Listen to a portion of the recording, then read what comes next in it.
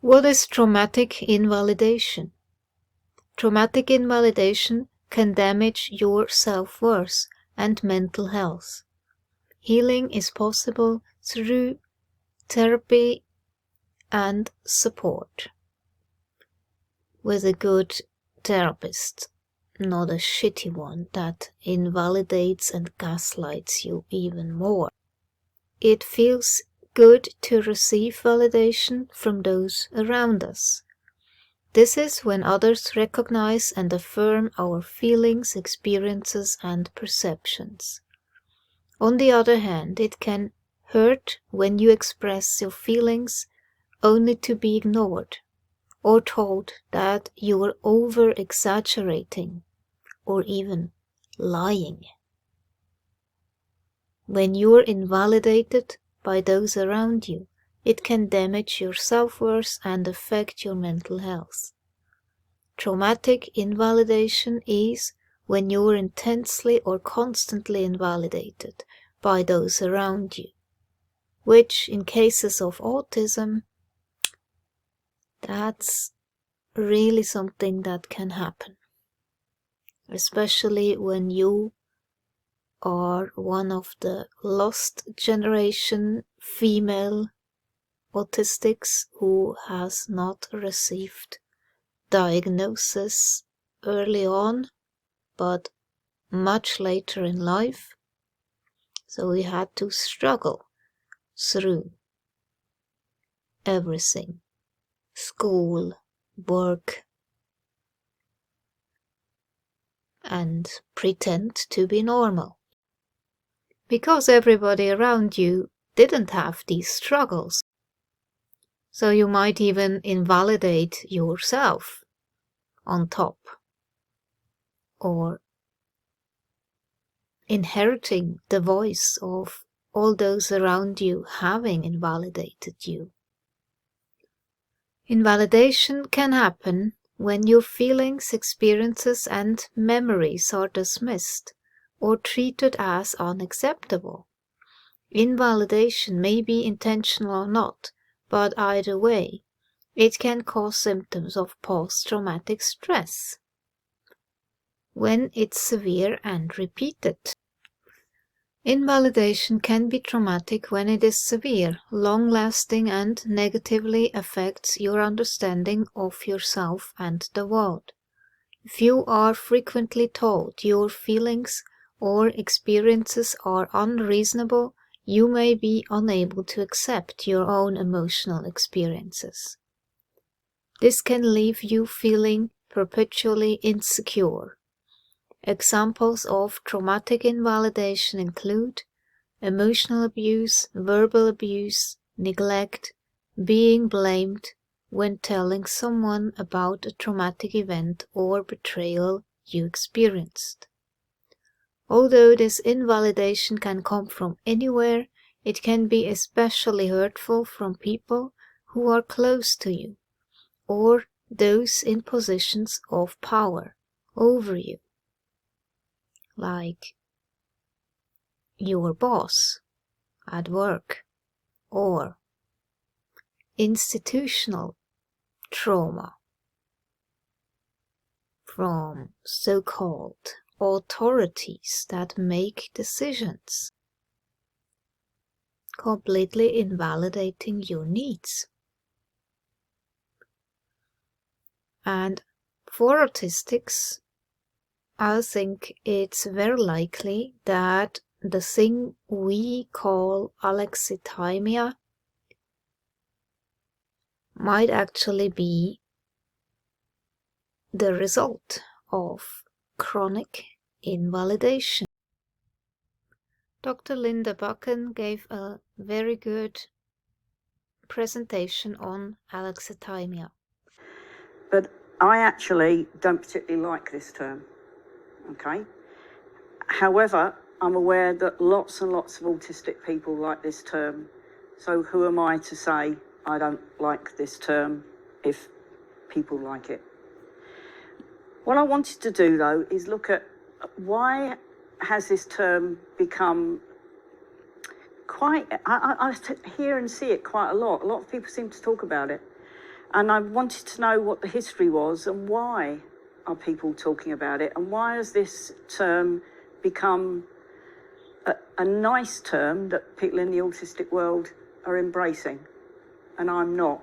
So, what is that all about? It was first conceptualized in 1973 by two people, Nemanja and Sifnios. Sifnios is Greek, and they're both psychiatrists. It's a Greek word. When you see the word a in front of any Greek words, it usually means without or not. So the translation of a is either a lack of, without or not. Lexi is either words or spelling. And thymia is either the word for actions, or some of you might have heard the word thymus as part of the organs in the body. Thymia is also an old Greek word for heart. The more modern Greek word that a lot of you will know is cardia. So if you think of like electrocardiogram, that's the more modern word. Four main features: difficulty identifying and describing feelings, difficulty distinguishing between feelings and the bodily sensations related to the emotional activation. So when you're anxious, there are certain physiological things that trigger, certain hormones that are produced, certain hormones that are not produced. Heart rate might change. There'll be a number of bodily sensations that are associated with things like anxiety. It is not in ICD or DSM. So it actually isn't a diagnosable condition. So anybody who says they've been diagnosed with alexithymia, no, they haven't. They can't be. So someone's asked, what happens if when you grow up in an environment that might invalidate, gaslight and devalue your sensory sensitivities constantly, could that lead to alexithymia?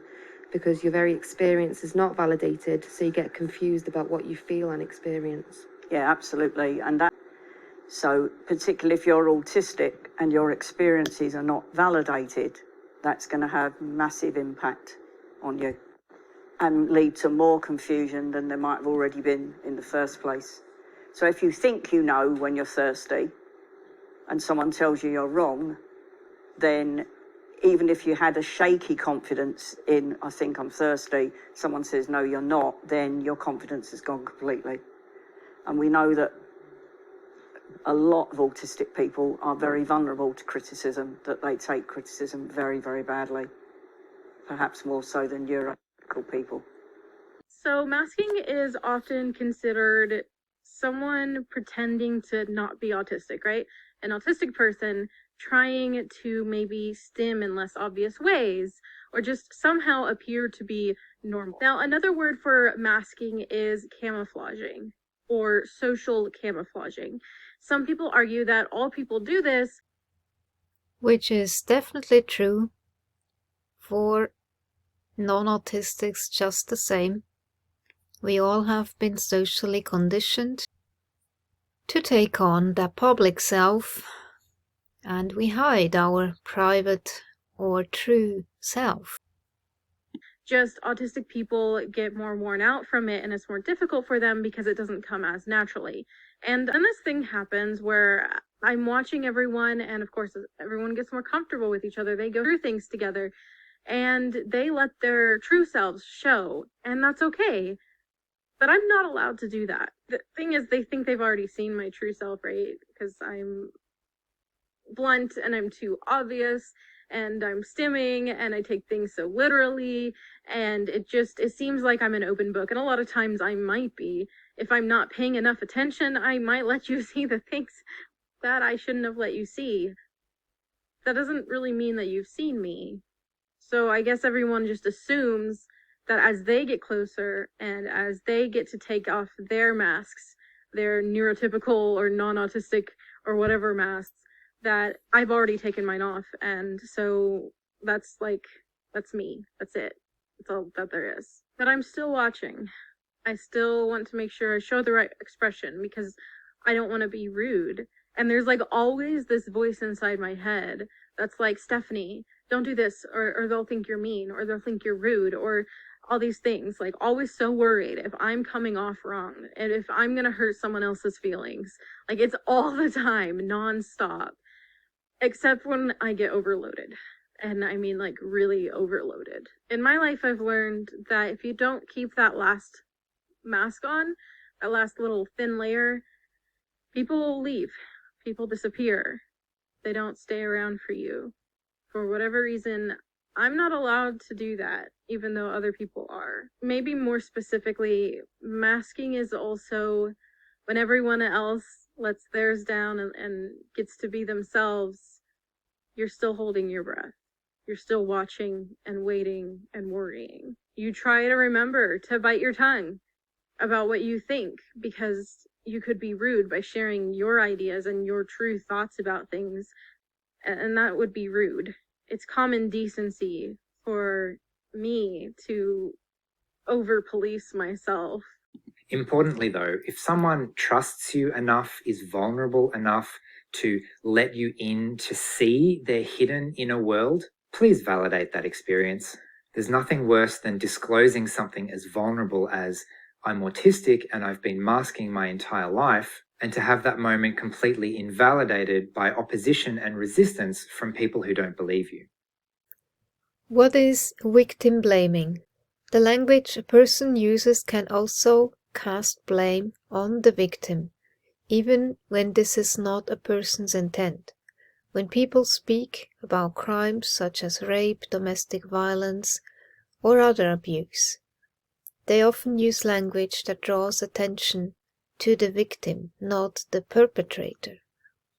This can have the effect of taking the focus away from the perpetrator and allowing people to instead wonder what the victim may or may not have done prior to the attack, often with harmful results. Why do people blame victims? Victim blaming is a common reaction to crime. The idea that bad things can randomly happen to good people who do not deserve them is frightening to many, as it suggests that anyone could become a victim at any time. In order to protect against the fear, people may develop an idea of the world as a fair and just place. Subscribing to a psychological phenomenon known as the just world hypothesis. This ideology allows people to believe the victim of a crime bears some degree of responsibility for that crime, an erroneous belief that nonetheless may often allow people to feel comforted, as they can then tell themselves, if I'm careful, that will never happen to me. In this way, victim blaming can be a form of self-protection. So denial and gaslighting, it all comes into that. Then there is the other side, the victim itself, or the survivor. Many people who have been the victim of a crime or abuse experience some degree of self-blame and shame.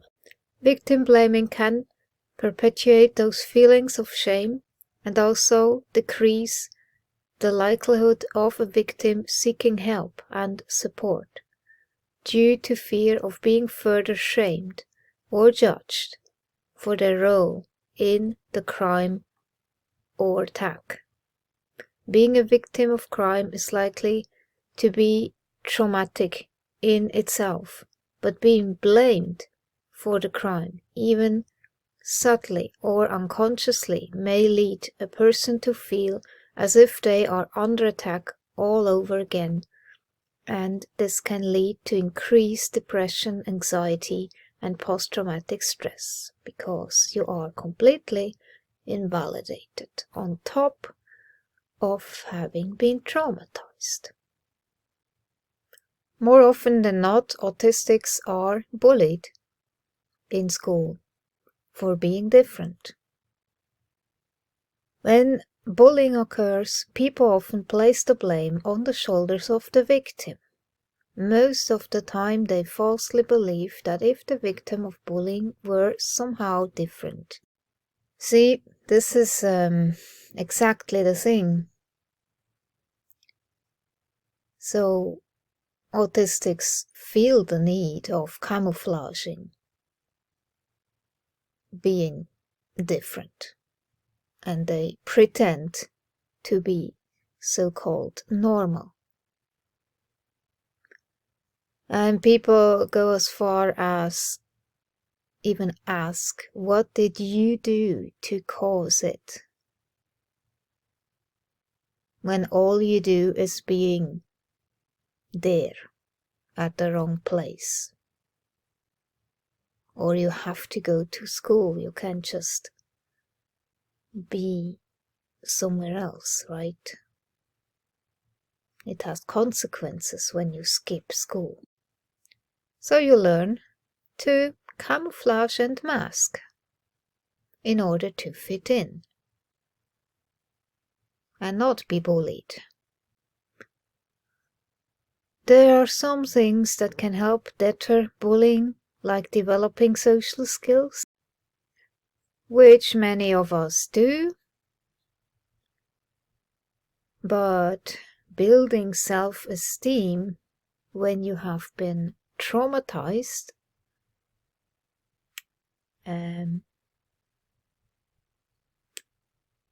the truth is that anyone can become a victim of bullying. There are a number of reasons why bullies target others, but none of those reasons is the victim's fault.